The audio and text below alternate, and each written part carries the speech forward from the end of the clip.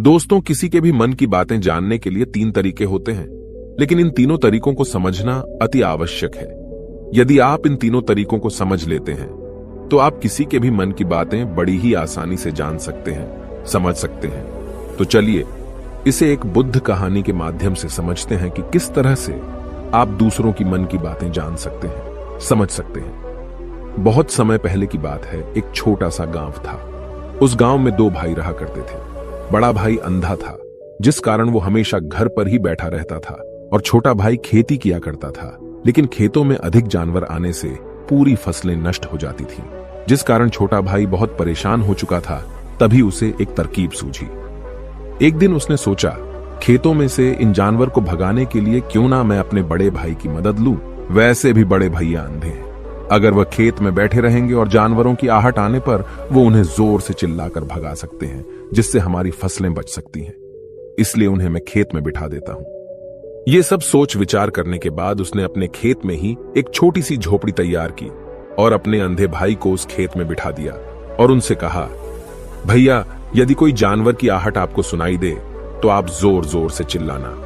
ये सुनकर वो जानवर यहां से भाग जाएंगे और हमारी फसलें नष्ट होने से बच जाएगी।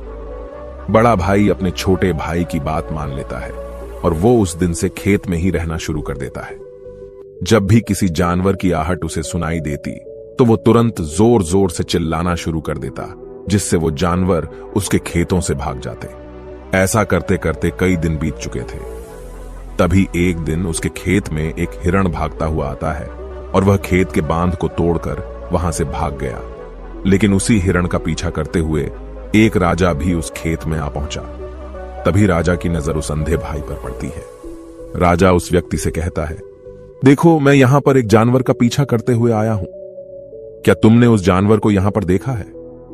इस पर वो व्यक्ति कहता है, हे राजन, मैं तो अंधा हूं, मैं भला किसी जानवर को कैसे देख सकता हूं। लेकिन मैं आपको इतना जरूर बता सकता हूं कि जो जानवर मेरे खेतों से होकर भागा है वो आपके लायक नहीं है। आप उसके पीछे अपना समय यूं ही व्यस्त कर रहे हैं। राजा उस अंधे व्यक्ति की बात सुनकर बड़ा अचरज में पड़ गया। वो ये सोचने लगा कि आखिर ये तो अंधा है, फिर इसे कैसे पता कि जिस हिरन को मैं तलाश रहा हूं वह हिरन मेरे लायक है ही नहीं। ये अंधा व्यक्ति मुझे कैसे बता सकता है? तभी राजा उस अंधे व्यक्ति से कहता है, कहीं तुम मुझसे झूठ तो नहीं कह रहे? एक तरफ तुम ये कहते हो कि तुम अंधे हो और दूसरी तरफ तुम ये भी कह रहे हो कि जो जानवर यहां से भागा है वो मेरे लायक नहीं है। इस पर वो अंधा व्यक्ति कहता है, हे राजन, जिसे आप एक हिरण समझ रहे हैं, असल में वो एक हिरण नहीं है, बल्कि एक हिरणी है, और वो भी गर्भवती है। और जहां तक मुझे ज्ञान है, मैंने कभी किसी राजा को किसी गर्भवती हिरणी का शिकार करते हुए नहीं सुना है। और इसी कारण मैं आपसे ये कह रहा हूं कि वो हिरणी आपके लायक नहीं है। आप उसके पीछे अपना समय व्यर्थ ना करें। यह सुनकर राजा और भी अचरज में पड़ गया। वो ये सोचने लगा कि आखिर ये अंधा आदमी ये कैसे जान सकता है कि वो हिरणी है और गर्भवती है। राजा कुछ देर सोच विचार करने के बाद अपने सेनापति से कहता है, सेनापति जी, मुझे वो जानवर जिंदा चाहिए, क्योंकि मुझे यह पता करना है क्या वह हिरणी है और क्या वह गर्भवती है। क्योंकि यह अंधा आदमी बहुत विश्वास के साथ कह रहा है और मुझे इस बात की पुष्टि करनी है। यदि वह हिरणी हुई और गर्भवती हुई तो वह हमारे शिकार के लायक नहीं है, क्योंकि हम तो एक हिरण का पीछा कर रहे थे। इसलिए जाओ और पता करो कि क्या वो हिरणी है। सेनापति राजा से आज्ञा लेकर आगे की ओर बढ़ चलता है और कुछ देर बाद जब वह वापस लौट कर आता है तो वह राजा को कहता है, हे राजन, इस अंधे आदमी ने जो भी बातें कही हैं वो बिल्कुल सही हैं। वो एक हिरणी ही है और वह गर्भवती भी है। यह सुनकर राजा आश्चर्यचकित रह गया। उसे समझ नहीं आ रहा था कि आखिर अंधा आदमी कैसे पता कर सकता है कि वह जानवर एक हिरणी है, और तो और वह गर्भवती है। भला एक अंधा आदमी यह कैसे देख सकता है, यह कैसे जान सकता है? आखिर इसे यह कैसे पता चला?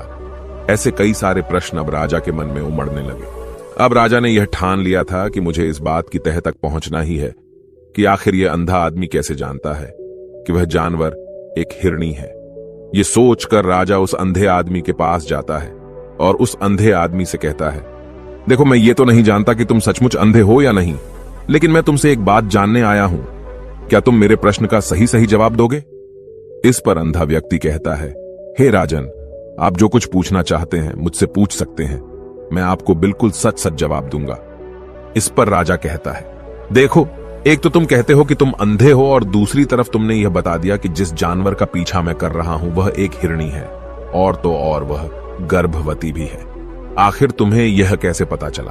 तुम्हारे खेत में और भी तो जानवर आते होंगे, और भी तो जानवर यहां से गुजरते होंगे, फिर तुमने यह कैसे अंदाजा लगाया? तभी वह अंधा व्यक्ति राजा से कहता है, हे राजन, आप जिस हिरणी का पीछा कर रहे थे वही हिरणी जब मेरे खेत में आई, उसकी रफ्तार और उसके भागने की आहट से मुझे यह एहसास हो चुका था कि यह एक हिरणी है, और मेरे खेत की जो बांध है वह बहुत छोटी है, उसकी ऊंचाई ज्यादा नहीं है। यदि कोई हिरण होता तो उस बांध को बड़ी आसानी से लांघ जाता, लेकिन वह हिरणी इस बांध को तोड़कर भागी है, और यदि वह इस बांध को छलांग लगाकर पार करने का प्रयास करती तो इससे उसके बच्चे को खतरा होता, और इसी बात से मैंने यह पता लगा लिया कि वह गर्भवती है। इस कारण वह ज्यादा ऊंची छलांग न लगाकर मेरे खेत की बांध को तोड़ते हुए भाग गई। इस पर राजा के मन में एक और प्रश्न उठा। राजा ने कहा, किंतु तुम्हें कैसे पता चला कि वो एक हिरणी ही है? और भी तो कोई जानवर यहां पर आ सकते हैं। इस पर वो अंधा व्यक्ति कहता है, हे राजन, मैं पूरा दिन सुबह शाम यहीं पर बैठा रहता हूं, और मेरी सुनने की शक्ति बहुत तेज है। मैं ये बाफ जाता हूं कि कौन सा जानवर मेरे खेत में आया है, और उसी के आधार पर मैं जोर जोर से चिल्लाता हूं ताकि वो मेरे खेत से भाग जाए और मेरे खेत की फसलों को नष्ट ना कर पाए। राजा उस अंधे आदमी का यह जवाब सुनकर पूरी तरह से संतुष्ट हो चुका था। वो मन ही मन ये सोच रहा था कि आदमी भले ही अंधा हो, लेकिन ये तो बड़ा ज्ञानी मालूम पड़ता है। इस आदमी से कुछ ना कुछ तो काम निकलवाना ही चाहिए। ये विचार लिए हुए राजा वहां से वापस अपने महल की ओर लौट जाता है। राजमहल पहुंचते ही राजा उस अंधे व्यक्ति से कहता है, आप तो बड़े ज्ञानी व्यक्ति हैं, आपको किसी भी बात का पता बड़ी आसानी से चल जाता है। आज मैंने आपको यहां पर इसलिए बुलाया है क्योंकि मैं आपसे ये जानना चाहता हूं कि मेरी पत्नी पतिव्रता है या नहीं। इस पर वो अंधा व्यक्ति कहता है, हे राजन, ये कैसा प्रश्न हुआ? इस पर राजा कहता है, मैंने आपसे बिल्कुल उचित प्रश्न किया है, मुझे इस प्रश्न का उत्तर दीजिए। इस पर वो अंधा व्यक्ति कहता है, हे राजन, ये सारी बातें जाने दीजिए। आपकी शादी को इतने साल बीत चुके हैं, और अब आप ये बात क्यों जानना चाहते हैं? आपके मन में ऐसे प्रश्न क्यों उठ रहे हैं? इस पर राजा जिद करते हुए कहता है, देखिए, आपको मुझे इस प्रश्न का उत्तर तो देना ही होगा। यदि आप मुझे इस प्रश्न का उत्तर नहीं देंगे तो मैं आपको मृत्युदंड दे दूंगा। राजा के मुख से यह बात सुनकर वो अंधा व्यक्ति कहता है, हे राजन, यदि आप इस प्रश्न का उत्तर चाहते हैं तो उसके लिए आपको मेरा एक काम करना होगा। राजा कहता है, बोलो, मुझे क्या काम करना होगा? इस पर व्यक्ति कहता है, इसके लिए आपकी पत्नी को मेरे साथ कमरे में अकेले छोड़ना होगा। उस अंधे व्यक्ति की यह बात सुनकर राजा पहले तो क्रोधित हो जाता है, लेकिन फिर कुछ सोच विचार करने के बाद वह उस व्यक्ति की बात मान लेता है और अपने सेनापति को आदेश देता है, सेनापति जी, इस व्यक्ति को और मेरी पत्नी को एक कमरे में कुछ देर के लिए अकेला छोड़ दे। सेनापति बिल्कुल वैसा ही करता है। अब राजा की पत्नी और अंधा आदमी एक कमरे में बंद हो चुके होते हैं। तभी वो अंधा आदमी राजा की पत्नी से कहता है, मुझे आपको छूना है। इस बात पर रानी अत्यधिक क्रोधित हो जाती है और उस अंधे आदमी को वो पकड़ पकड़ कर पीटने लगती है, कभी हाथों से तो कभी लातों से तो कभी पटक पटक कर। इस तरह से उन्होंने उस अंधे आदमी की खूब पिटाई की। उसके बाद किसी तरह से वह अंधा आदमी अपनी जान बचाकर वहां से भाग निकलता है और वह राजा के पास पहुंचता है और वह राजा से कहता है, हे राजन, आपकी पत्नी पतिव्रता नहीं है। यह बात सुनकर राजा अत्यधिक क्रोधित हो उठता है और राजा अपनी तलवार निकालकर सीधा अपनी पत्नी की ओर जाता है और क्रोधित होकर वह अपनी रानी से कहता है, रानी जी, आज मैं जो भी सवाल आपसे करने वाला हूं उसका मुझे सच सच जवाब दीजिएगा, और यदि आपने एक शब्द भी झूठ कहा तो मैं आपका अभी के अभी सर धड़ से अलग कर दूंगा। तभी आगे वह राजा कहता है, मुझे बताइए, क्या आप पतिव्रता हैं या नहीं? इस पर रानी कहती है, हे राजन, आप भले ही मुझे जान से मरवा दीजिए, लेकिन मैं पतिव्रता नहीं हूं। राजा यह बात सुनकर बहुत खुश हुआ, क्योंकि उस अंधे आदमी ने जो भी कहा था वह बिल्कुल सच था। यह बात सुनकर तुरंत ही राजा उस आदमी के पास पहुंचता है और आकर उस अंधे आदमी से कहता है, तुम्हें कैसे पता चला कि मेरी पत्नी पतिव्रता नहीं है? इस पर वह अंधा आदमी कहता है, हे राजन, बड़ी सीधी सी बात है। मैंने तो आपकी पत्नी से बस इतना ही कहा था कि मुझे आपको छूना है, और इस बात पर वह इतना क्रोधित हो उठी कि उन्होंने गुस्से में आकर मुझे लात घूंसों से पीटना शुरू कर दिया। और भला कोई औरत किसी और मर्द को कैसे छू सकती है, लेकिन उन्होंने न आव देखा न ताव, बस लात घूंसे मुझ पर बरसाने शुरू कर दिए। वह भी तो एक छूना ही हुआ, और एक पतिव्रता नारी कभी भी पराये मर्द को नहीं छूती। जब मैंने उसे छूने के लिए कहा था तो वह उस वक्त मुझे मना कर सकती थी, लेकिन उन्होंने तो मुझे पीटना शुरू कर दिया और देखते ही देखते उन्होंने मेरे पूरे शरीर को छू लिया। अब आप ही बताइए, ऐसी स्त्री भला पतिव्रता कैसे हो सकती है? इस पर राजा कहता है, तुम तो बड़े ज्ञानी मालूम पड़ते हो। अच्छा ठीक है, चलो तुम मेरे एक प्रश्न का और जवाब दो। यदि तुमने मुझे इस प्रश्न का सही जवाब दे दिया तो मैं तुम्हें यहां से जाने दूंगा। आगे राजा उस अंधे आदमी से कहता है कि तुम मुझे यह बताओ, क्या मैं सच में अपने पिताजी का ही बेटा हूं या फिर किसी और का? इस पर वह अंधा भी कहता है, हे राजन, इस बात से आपका क्या लेना देना? आप किसी की भी औलाद हो, आखिर आप हैं तो इस राज्य के राजा, इसलिए इस प्रश्न को जाने दीजिए। लेकिन राजा कहता है, नहीं, मुझे इस प्रश्न का सही जवाब चाहिए, अन्यथा यह प्रश्न मुझे हमेशा परेशान करता रहेगा। इसलिए मैं इसका सही जवाब जानना चाहता हूं। यदि तुम इसका सही जवाब दे देते हो तो तुम यहां से जा सकते हो, मैं तुम्हें नहीं रोकूंगा। इस पर वह अंधा आदमी कहता है, हे राजन, इसके लिए तो मुझे आपके मां के पास भी जाने की कोई आवश्यकता नहीं है। मैं आपको अभी यह बता सकता हूं कि आप किसकी औलाद हैं, लेकिन उससे पहले मैं चाहता हूं कि आप मुझसे एक वादा करें कि आप मुझ पर क्रोध नहीं करेंगे। राजन ने कहा, मैं तुमसे वादा करता हूं, मैं तुम पर क्रोध नहीं करूंगा। इसके बाद वह अंधा आदमी राजा से कहता है, हे राजन, आप है तो अपने ही पिता के पुत्र, लेकिन आप पर एक कंजूस सेठ की छाया पड़ी हुई है। यह सुन राजा बहुत क्रोधित हो उठा और वह तुरंत तलवार निकालकर अपनी मां के पास जा पहुंचा।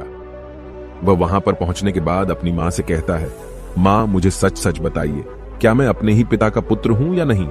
यदि आपने मुझे सही नहीं बताया तो वह यहीं पर अपने प्राण त्याग दूंगा। मुझे बताओ क्या सच है? इस पर उस राजा की मां कहती है, बेटा, तू है तो अपने ही पिता का पुत्र, लेकिन तुम्हारे ऊपर एक कंजूस सेठ की छाया पड़ी हुई है।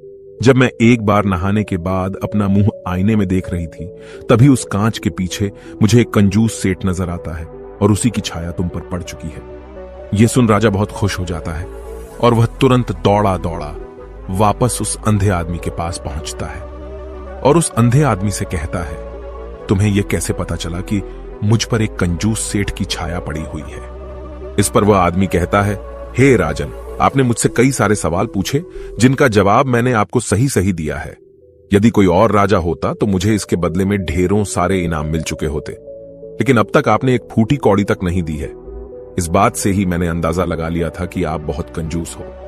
यह बात सुनकर राजा जोर से हंसने लगा और कहता है कि आप जो भी मांगेंगे वह मैं आपको अवश्य दूंगा, लेकिन मुझे यह बताओ कि तुम्हें कैसे पता चल जाता है कि कौन सी बात सही है और कौन सी गलत?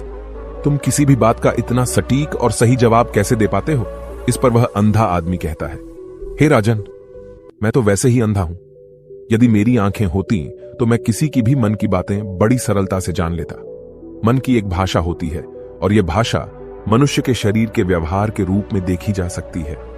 उसकी आंखों से, उसके होठों से, उसके काम करने के तरीके से, उसकी क्रियाओं से पता किया जा सकता है कि उसके मन में क्या चल रहा है। उसके आधार पर हम किसी के भी मन की बातें जान सकते हैं, लेकिन मैं तो अंधा हूं, मैं देख नहीं सकता, इसलिए मैं क्रियाओं से देखता हूं।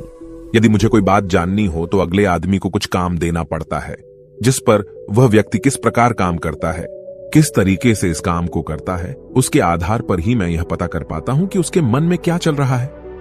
तभी वह राजा कहता है, तो क्या इसका अर्थ यह हुआ कि मैं भी किसी के मन की बातें जान सकता हूं? इस पर वह अंधा आदमी कहता है, हे राजन, अवश्य आप भी किसी भी व्यक्ति के मन की बात जान सकते हैं, किंतु उससे पहले आपको अपने ऊपर काम करना होगा, और वह काम है अपने मन को शांत करना, अपने मन को वर्तमान में लाना होगा, जिसके लिए मैं आज आपको 3 तरीके बताने वाला हूं। और ये तीनों ही तरीके बड़े ही आसान और सरल हैं, किंतु हे राजन, उससे पहले आपको एक काम करना होगा, अपने मन को एकाग्र करना होगा।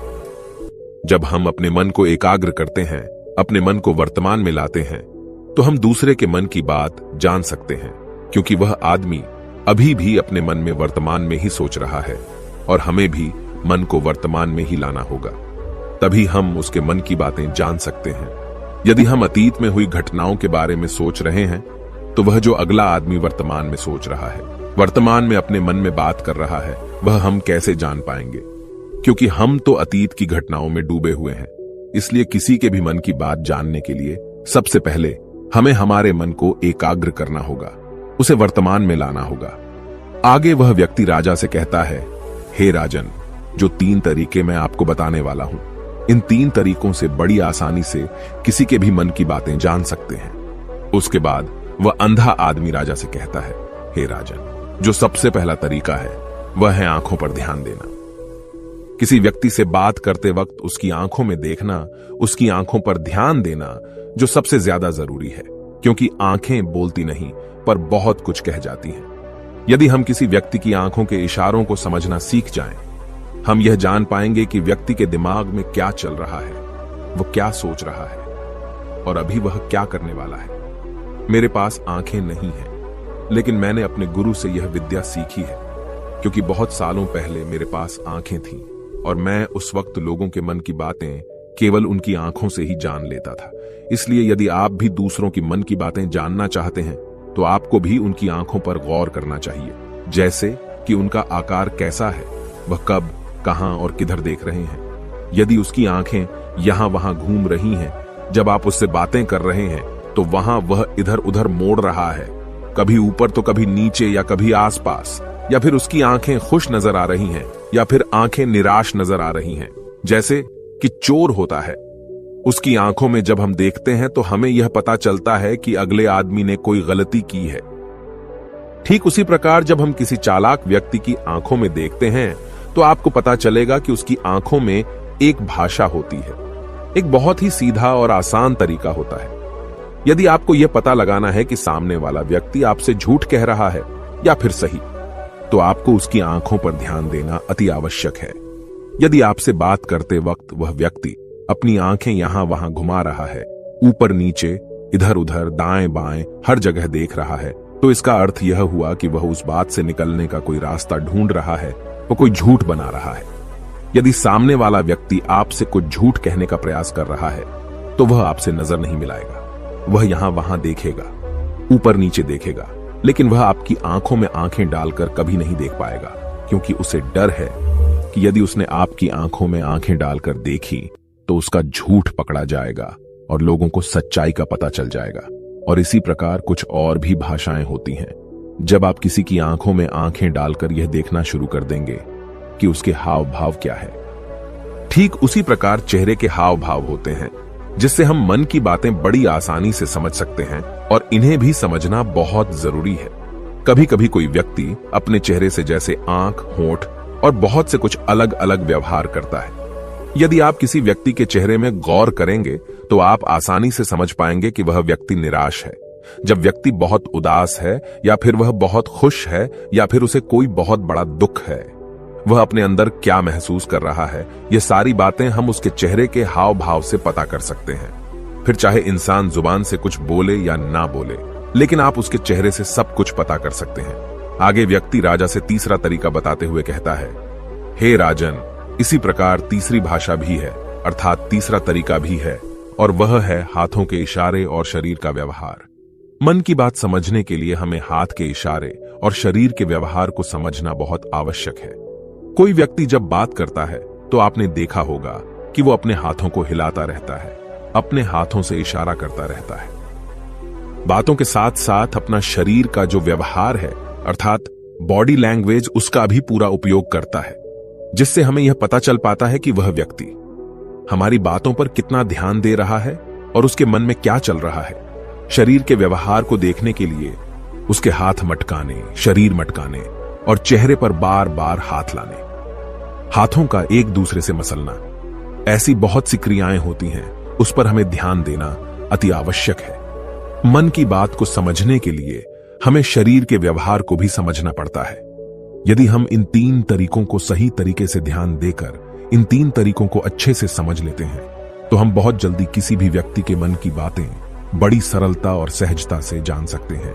इसलिए यदि आपको किसी के मन की बातें जानी है तो आपको उसकी आंखों पर, उसके चेहरे पर, उसके शरीर के हाव भाव को और उसके हाथों को ध्यानपूर्वक देखना और समझना होगा, जिससे आप यह समझ पाएंगे कि आखिरकार उसके मन में क्या चल रहा है और वह क्या सोच रहा है।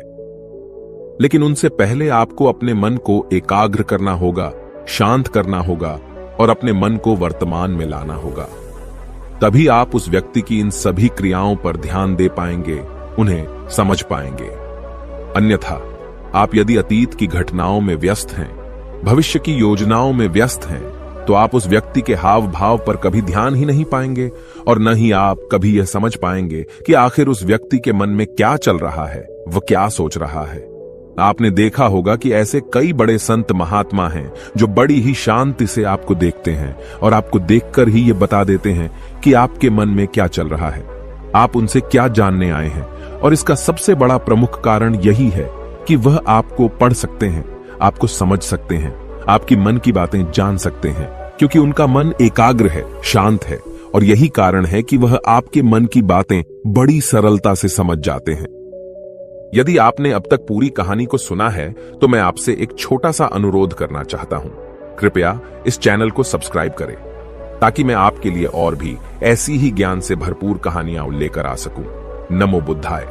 मिलते हैं एक नई कहानी के साथ अगली वीडियो में।